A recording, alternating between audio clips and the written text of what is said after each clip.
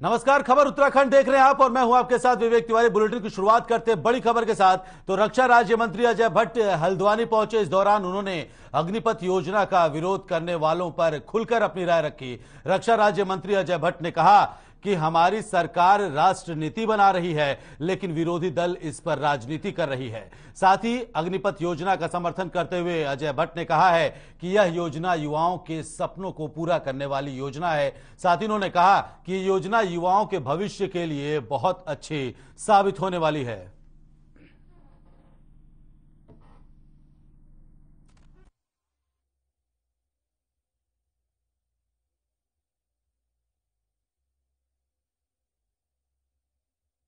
लोग तो राजनीतिक दल इसमें विरोध करवा रहे हैं, हम लोग तो राष्ट्र नीति बना रहे हैं। मोदी जी उनसे ये आप अपेक्षा करते हैं कि वो कहीं पर कोई गलत काम करेंगे? बहुत सोच समझ के काम कर रखा है। ये स्वर्णाक्षरों में लिखा जाएगा जो आज का कदम है अग्निवीर वाला। और कुछ लोग पॉलिटिकली मोटिवेटेड हैं। मैंने कहा ना, हम राष्ट्र नीति कर रहे हैं और ये राजनीति कर रहे हैं। दल इसमें विरोध करवा रहे हैं, हम लोग तो राष्ट्र नीति बना रहे हैं।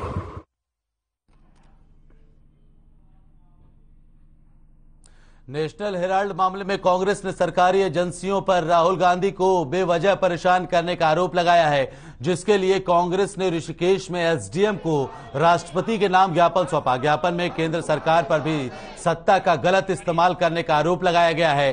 कांग्रेस ने राष्ट्रपति से नेशनल हेराल्ड मामले में हस्तक्षेप कर राहुल गांधी को बेवजह परेशानी से बचाने की मांग की है। कांग्रेस नेताओं का कहना है कि बीजेपी बदले की भावना को लेकर काम कर रही है।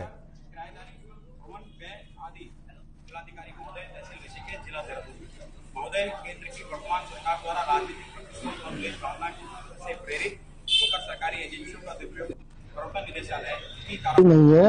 हम ये नहीं कह सकते कि हम जनता की आवाज को सड़कों पे लेकर हमेशा आते रहे। मुख्य विपक्षी दल की भूमिका हमने निभाई है और आज जो है जिस तरह से केंद्र सरकार द्वारा सरकारी एजेंसियों का दुरुपयोग किया जा रहा है और हमारे नेता के ऊपर जो आरोप लगाए जा रहे हैं, जिस तरह से 4 दिन से जो है ईडी ने उनको हरेसमेंट करा जा रहा है, अगर उनकी कोई गलती है, अगर उन्होंने कुछ कृत्य करा है, जिस हिसाब से उन्होंने डिजिटल इंडिया और मेक इन इंडिया की बात करी थी, जब डिजिटल इंडिया ऊपर ही नहीं है तो नीचे कहां से आएगा?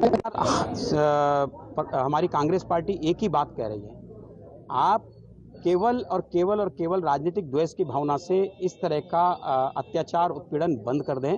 नेशनल हेराल्ड की स्थिति सारी है। राहुल जी भी बार बार ये कह रहे हैं कि आज की डेट में सब कुछ डिजिटल इंडिया के रूप में काम कर रहा है, सब कुछ प्रत्यक्ष रूप से है कि इस तरह की पूछताछ हो रही है, कभी 8 घंटे, कभी 11 घंटे, कभी 12 घंटे, लगातार 3 से 4 दिन तक पूछताछ हो रही है। तो कहीं ना कहीं ये जो सरकारी एजेंसियां हैं, केंद्र सरकार और मोदी जी के इशारों पर काम कर रही है। राहुल गांधी, राहुल जी संघर्ष करो, हम तुम्हारे साथ हैं। राहुल जी संघर्ष करो, हम तुम्हारे साथ हैं। सरकारी एजेंसियों का दुरुपयोग करते हुए केंद्र सरकार के इशारों पर प्रवर्तन निदेशालय के माध्यम से राहुल गांधी जी व अन्य विपक्षी नेताओं उत्पीड़न किए जाने की कड़े वेतन और वीआरएस का भुगतान करने के उपयोग किए जाने और बाकी राशि बिजली शुल्क, गृह कर, किराएदारी शुल्क, भवन व्यय आदि जिलाधिकारी महोदय, तहसील ऋषिकेश, जिला महोदय, केंद्र की वर्तमान सरकार द्वारा राजनीतिक भावना से प्रेरित होकर सरकारी एजेंसियों का। पिछले दिनों दिल्ली पुलिस की ओर से कांग्रेस भवन में जिस तरह से कांग्रेस कार्यकर्ताओं और पदाधिकारी के साथ अभद्रता की गई थी और उन पर लाठीचार्ज किया गया, जिसके विरोध में जिला मुख्यालय पौड़ी में कांग्रेस कार्यकर्ताओं और पदाधिकारियों ने जुलूस निकालकर केंद्र सरकार के खिलाफ जमकर नारेबाजी की। कांग्रेस के जिला अध्यक्ष पौड़ी विनोद नेगी ने बताया कि जिस तरह से केंद्र की मोदी सरकार द्वेष की भावना से सत्य को कुचलने की कोशिश कर रही है, उसके विरोध में कांग्रेस पार्टी ने मुख्यालय पौड़ी में जुलूस निकालकर अपना विरोध दर्ज करवाया है।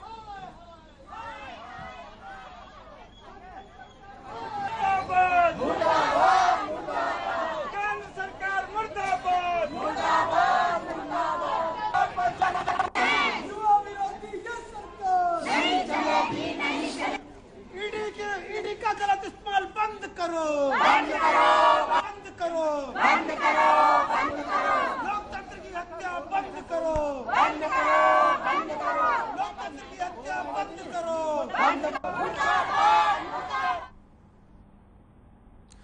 देहरादून विश्वविद्यालय ने नॉन टीचिंग स्टाफ पदों के लिए प्रवेश सत्र जारी कर दिया है, जिसके लिए 19 जून को परीक्षा होनी है। उत्तराखंड क्रांति दल ने इसी को लेकर प्रेस कॉन्फ्रेंस की और कर्मचारियों के पदों पर होने वाली भर्ती परीक्षा में अनियमितता होने का अंदेशा जताया। यूकेडी का कहना है कि इस भर्ती परीक्षा में पहाड़ी इलाकों में रहने वाले अभ्यर्थियों के साथ बहुत बड़ा छल हो रहा है, जिसमें नेताओं और अधिकारियों के चहेतों की नियुक्ति की जा सकती है। यूकेडी की मांग है कि मुख्यमंत्री और राज्यपाल इस मामले में संज्ञान ले और भर्ती प्रक्रिया को तत्काल रोककर इसकी जांच करवाई जाए।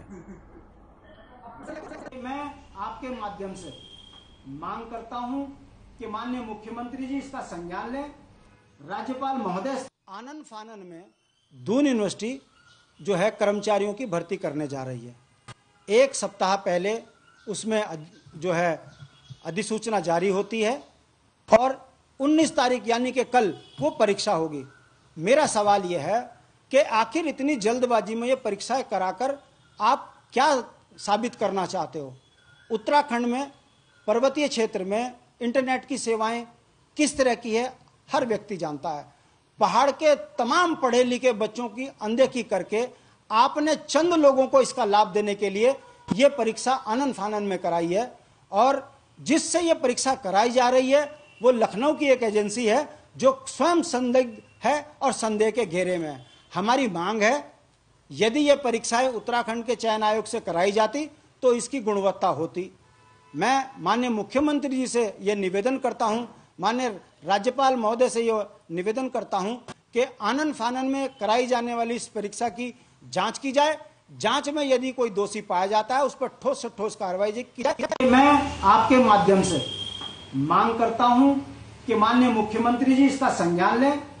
राज्यपाल महोदय इसका, जबकि कोई भी नियुक्ति निकलती है तो उस नियुक्ति के लिए कम से कम सरकार द्वारा 6 महीने पहले इस तरह की सूचना जारी कर। इस प्रेस वार्ता में आप सभी का स्वागत है। मेरे लेफ्ट साइड में हमारे वरिष्ठ नेता किशन मेहता जी संदेह के घेरे में है। दून यूनिवर्सिटी जिसकी अपनी कोई नियमावली नहीं है, यह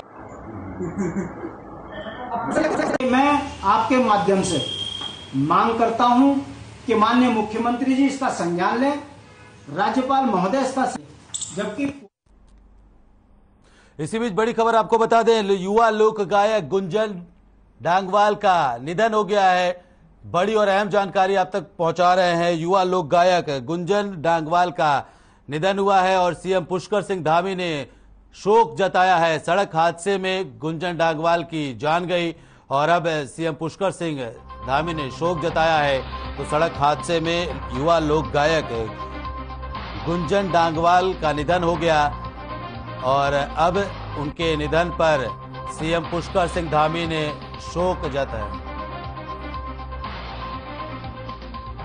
तो गुंजन डांगवाल का निधन हो गया। युवा लोक गायक थे गुंजन डांगवाल और अब सीएम पुष्कर सिंह धामी ने शोक जताया है।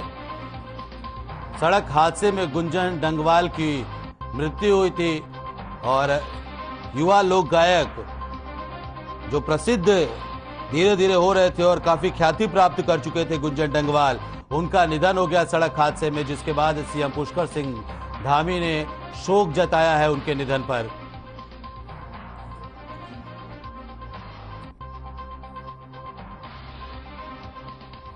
बड़ी और अहम जानकारी आप तक पहुंचा रहे, युवा लोक गायक गुंजन डांगवाल का सड़क हादसे में निधन हो गया और उनके निधन पर सीएम पुष्कर सिंह धामी ने शोक प्रकट किया है।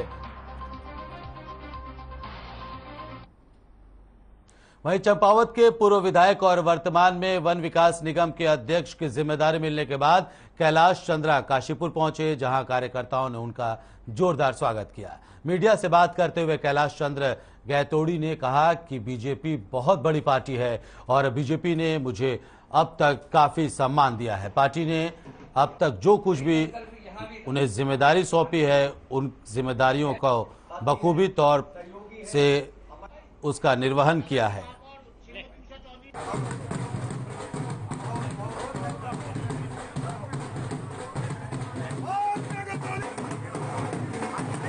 मैंने हमेशा दुनिया की सबसे बड़ी पार्टी भारतीय जनता पार्टी, उसने मेरे को 2 बार सम्मान दिया अपना टिकट दे करके, पार्टी का टिकट दे करके।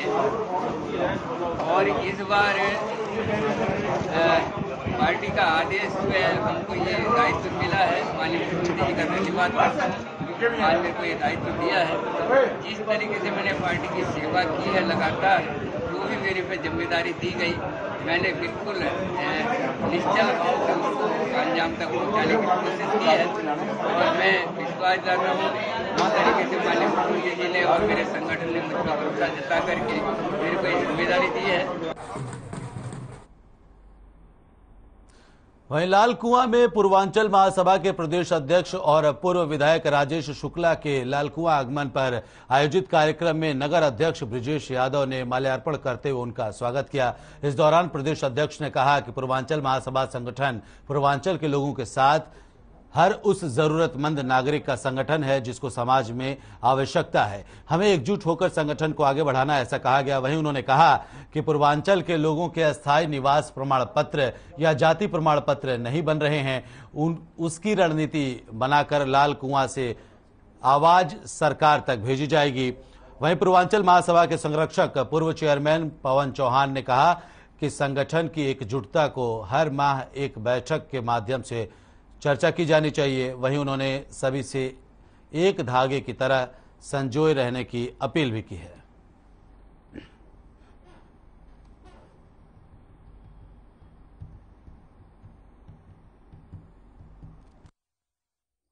मेरी त्रुटि रही होगी, मेरी कमी रही होगी जो आज आदरणीय शुक्ला जी जो हमारे बहुत वरिष्ठ हैं, पूर्व विधायक हैं और सरकार में अपना एक अच्छा स्थान रखते हैं, उनको यहाँ का संरक्षण उनके पास है, तो उनको उन्होंने हमें समय दिया, इसलिए पहले तो उनका धन्यवाद करेंगे।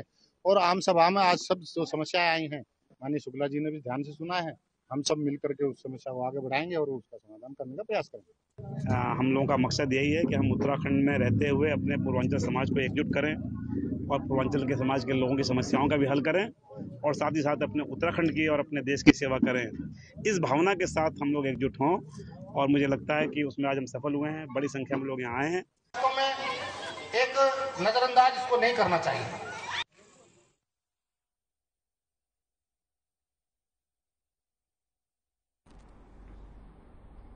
वहीं दिनेशपुर के चंदन नगर गांव में महिला से दुष्कर्म का मामला सामने आया है। मामला दर्ज करने के 15 दिन बीत जाने के बाद भी अभी तक आरोपी की गिरफ्तारी नहीं हुई है। गिरफ्तारी की मांग को लेकर पीड़ित दंपति दर दर भटक रहे हैं। पीड़ित दंपति ने मामले की जांच कर रहे अधिकारी पर दबाव में काम करने का आरोप लगाया है। बता दें कि चंदन नगर ग्राम सभा की एक महिला ने बीते 31 मई को गांव के श्याम गोपाल के खिलाफ दुष्कर्म और जान से मारने की धमकी देने के मामले में मुकदमा दर्ज करवाया था, लेकिन करीब 15 दिन बीत जाने के बाद भी पुलिस के हाथ अभी तक खाली हैं।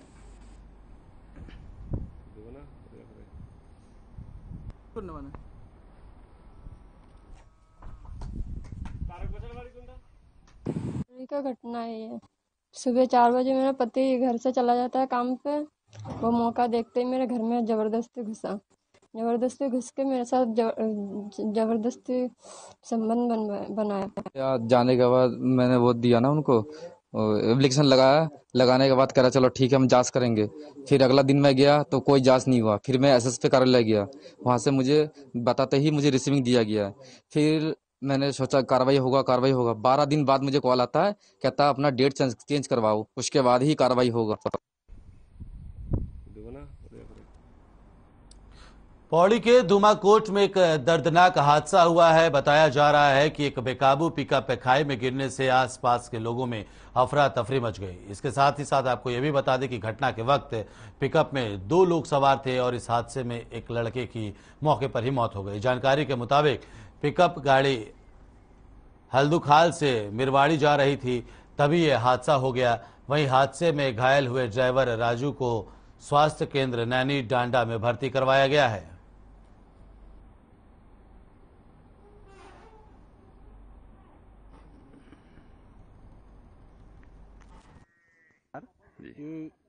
हल्दुखाल से उमटा आई थी, जो वापस जा रही थी हल्दुखाल, वो ड्राइवर की कुछ गलती रही होगी जिसने बैंड नहीं काट पाया और उसमें एक बच्चा था और 2 ही आदमी सवार थे उसमें, जो नीचे गिरे थे। उन्हें रेस्क्यू करके नैन डांडा हॉस्पिटल भिजवा दिया गया है। अभी क्या स्थिति है उनकी? अब तो वहाँ जाके पता लगेगा क्या स्थिति दोनों की स्थिति अभी पता चलेगा। हाँ, वहीं जाके देखा जाएगा। अभी तो भिजवा दिया गया है प्राइवेट जो भी अपना वाहन करके। कॉर्बेट नेशनल पार्क की धनगढ़ी रेंज में बाइक से ड्यूटी कर वापस आ रहे एक युवक पर बाघ ने हमला कर दिया, जिसके बाद युवक गंभीर रूप से घायल हो गया। बता दें कि युवक की हालत गंभीर होने के कारण डॉक्टरों ने प्राथमिक उपचार के बाद उसे हायर सेंटर रेफर कर दिया। युवक की हालत गंभीर बनी हुई है, लेकिन अस्पताल में एम्बुलेंस तक उपलब्ध नहीं है। युवक की हालत बिगड़ रही थी, लेकिन किसी को कुछ फर्क नहीं पड़ रहा था और अस्पताल में पर्याप्त मात्रा में सुविधाएं भी नहीं थी, जिस वजह से हालात बिगड़ने के बाद परिजनों और अन्य लोगों ने जब हंगामा किया तो अस्पताल में मौजूद विभागीय अधिकारियों ने प्राइवेट एम्बुलेंस में घायल को उपचार के लिए रेफर किया।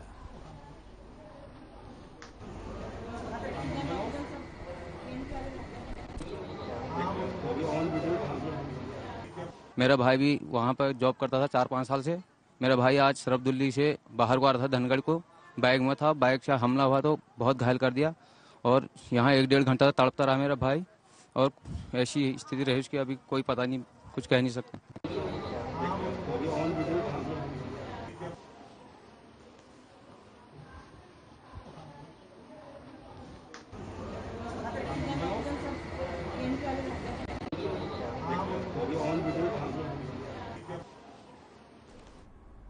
खबर जसपुर से है, जहां सामुदायिक स्वास्थ्य केंद्र परिसर में उत्तराखंड आशा हेल्थ वर्कर्स यूनियन का ब्लॉक सम्मेलन खत्म हो चुका है। स्वास्थ्य विभाग की रेगुलर एम्प्लॉय न होने के बावजूद भी स्वास्थ्य के क्षेत्र में बेहतर काम करने पर WHO की तरफ से भारत की आशा वर्कर्स को सम्मानित किया गया। खास बात यह रही कि आशा कार्यकर्ताओं को ये सम्मान ग्रामीण क्षेत्रों में स्वास्थ्य सुविधाएं पहुंचाने और कोरोना के समय महत्वपूर्ण भूमिका निभाने के लिए दिया गया है। कार्यक्रम के दौरान बबीता कश्यप को ब्लॉक अध्यक्ष की जिम्मेदारी सौंपी गई।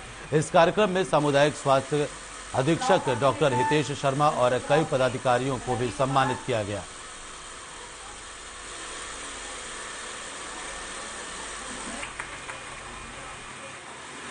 जसपुर ब्लॉक की जितनी जो है स्वास्थ्य विभाग के लिए हैं और लंबे समय से लोग काम कर रहे हैं और आज तक जो भी उन्होंने हासिल किया अपने संगठन और संघर्ष के बल पे हासिल किया है।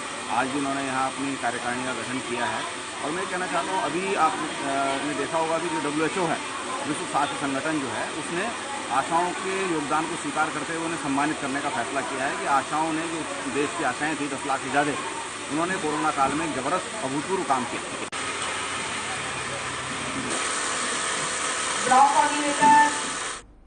संपन्न हो गया है। WHO की तरफ से आशा वर्कर्स को सम्मानित किया गया है। कोरोना काल में बेहतर कार्य और ग्रामीण इलाकों में स्वास्थ्य सुविधाएं पहुंचाने के लिए आशा वर्कर्स को सम्मानित किया गया है।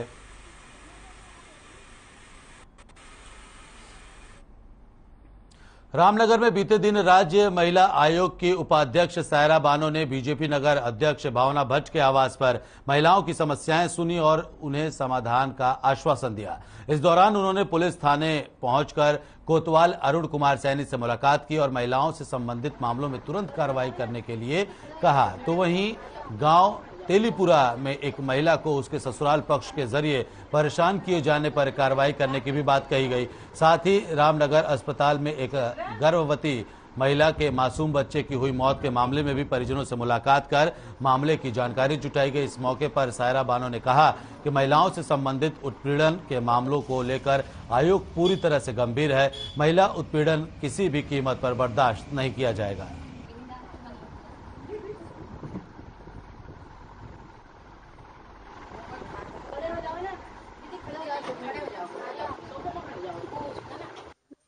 घरेलू हिंसा के तो हम लोग तो जो महिला राज्य महिला आयोग का उद्देश्य है तो उसकी तो हम निरंतर प्रयास कर रहे हैं कि घरेलू हिंसा को समाप्त किया जाए और जो 3 तलाक की जो एक कुप्रथा है उसको समाप्त किया जाए। और निरंतर हमारे पास ऐसे केस आ रहे हैं और जिसका निस्तारण कर रहे हैं। प्रशासन के सहयोग द्वारा हम निस्तारण कर रहे हैं। अगर प्रशासन नहीं सुन रहा है तो हम उसको कानून की जानकारी दे रहे हैं।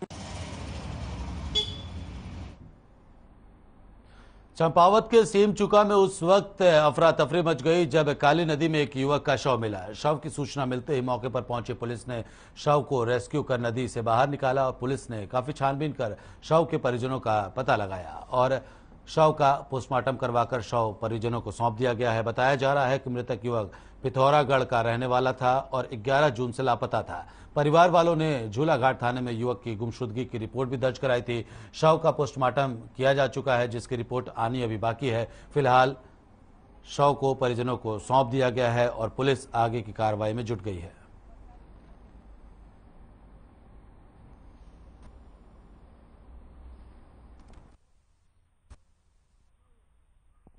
चाचा थे वो, महेश चंद उनका नाम था। तो 11 तारीख को शादी समारोह में थे वो, तो वहाँ से लापता होने की खबर मुझे मिली। उसके बाद हमने झूलाघाट थाने में एफआईआर की और गुमशुदगी की रिपोर्ट दर्ज की। उसके बाद वहाँ ढूंढा बहुत, पुलिस वालों ने, एसएसबी की टीम ने उन्हें ढूंढा, बट कोई सुराग नहीं मिल पाया। तो एक हफ्ते बाद आज यहाँ चूका गाँव, कोई गाँव से भी डेड बॉडी मिली थी। बॉडी रिकवर की है चूका से पुलिस ने। उसका नाम महेश चंद्र दामोदर, उसके पिता का नाम है, उम्र 37 साल का है, जिसका कि हमने अभी पोस्टमार्टम किया। पोस्टमार्टम रिपोर्ट अभी बन रही है, उसके बाद ही निष्कर्ष निकल पाएगा कि मृत्यु का कारण क्या है। हरिद्वार रोड पर कोयल घाटी में 2 चोरों ने एक होटल में चोरी की वारदात को अंजाम दिया है। बताया जा रहा है कि चोर होटल कर्मचारियों के बैग से 13,000 रुपए की नकदी लेकर के फरार हो गए। वहीं चोरी की ये पूरी वारदात सीसीटीवी में कैद हो गई। सीसीटीवी में एक चोर की तस्वीर साफ दिखाई दे रही है, जबकि दूसरे चोर की पहचान नहीं हो पा रही है। चोरी के बाद होटल के मैनेजर ने पुलिस को शिकायत दी है। फिलहाल पुलिस सीसीटीवी फुटेज अपने कब्जे में लेकर जांच में जुट गई है।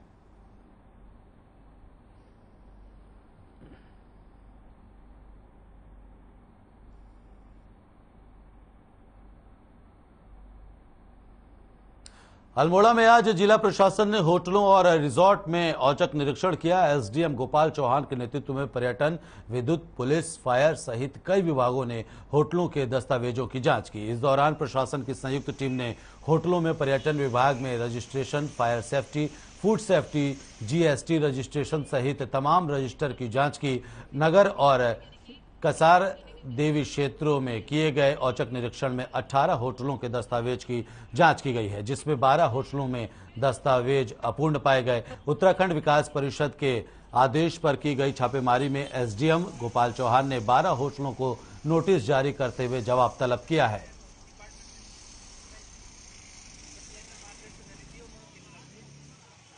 विकास परिषद, जो पर्यटन विकास परिषद है, उनके डायरेक्शन के हम लोग यहाँ पे जो ये अल्मोड़ा शहर है या जो कसार देवी है या अल्मोड़ा से लगे हुए जो स्थल हैं, तो हम लोग यहाँ पे आज निरीक्षण कर रहे हैं। उसमें हमारी पूरी टीम है। निरीक्षण में हम लोग इनका पर्यटन विभाग में रजिस्ट्रेशन है कि नहीं है उसको चेक कर रहे हैं। फायर सेफ्टी का इनके पास सर्टिफिकेट है कि नहीं है, फूड सेफ्टी का है कि नहीं है, जीएसटी में रजिस्ट्रेशन वगैरह है कि नहीं है, इनका जो बिजली के बिल वगैरह है कमर्शलाइज है कि नहीं है, ये सारी चीज़ें हम लोग चेक कर रहे हैं। वहीं यमुनानगर घाटी में पिछले 3 दिनों से रोजाना शाम और रात को हो रही बारिश मानसून सीजन से पहले ही मुसीबत बन रही है। यह मुसीबत रोजाना दिनचर्या में अपनी आवाजाही करने वाले मुसाफिरों के साथ साथ किसानों को भी परेशान कर रही है। पुरोला मोरी की तरफ जाने वाले मुसाफिर सड़क पर मलबा और बरसाती पानी देख अपने स्थानों में रुक गए। तस्वीर नौगांव ब्लॉक के सुनारा शानी क्षेत्र की है, जहां अतिवृष्टि ने सड़कों का सफर रोक दिया है। किसानों के उपजाऊ खेत मलबे और पानी से पूरी तरह से भर गए हैं। किसानों की मेहनत की हुई खेती पूरी तरह से अब नष्ट भी हो गई है। इस रोड में, राजधानी की रोड में लोगों को काफी जिसके लिए तहसीलदार साहब ने नहीं बोला कि मीटिंग में रहना है, अपने पेन से करे तो कल नहीं होगा पेन। पर्यटन नगरी मसूरी में सुबह से हो रही झमाझम बारिश के बाद मौसम तो सुहाना हो ही गया। इसके साथ ही आपको यह भी बता दें कि जहां एक तरफ मौसम के अचानक करवट बदलने से शहर में भारी बारिश शुरू हो गई है, तो वहीं दूसरी तरफ झमाझम बारिश से आम जनजीवन व्यस्त भी हो गया है। साथ ही सबसे ज्यादा प्रभाव स्कूली छात्र छात्राओं पर पड़ रहा है। दरअसल मसूरी में सीजन चरम पर है और लगातार पर्यटक मसूरी की ओर रुख कर रहे हैं। ऐसे में बारिश होने से मौसम में ठंडक महसूस होने लगी है, जिसका पर्यटक आनंद भी ले रहे हैं। हालांकि इस साल पर्यटन नगरी मसूरी में भी गर्मी ने पिछले 10 सालों से अधिक का रिकॉर्ड तोड़ा है और लोगों को गर्मी से काफी परेशानी हुई है। लेकिन अब बारिश होने से लोगों ने राहत की सांस ली है। वहीं इस बारिश से मौसम काफी सुहावना हो गया है, जिसका पर्यटक जमकर लुत्फ उठा रहे हैं। फिलहाल खबर उत्तराखंड में इतना ही। यहाँ रुक रहे छोटे से ब्रेक के लिए। ब्रेक के बाद भी खबरों का सिलसिला लगातार जारी है।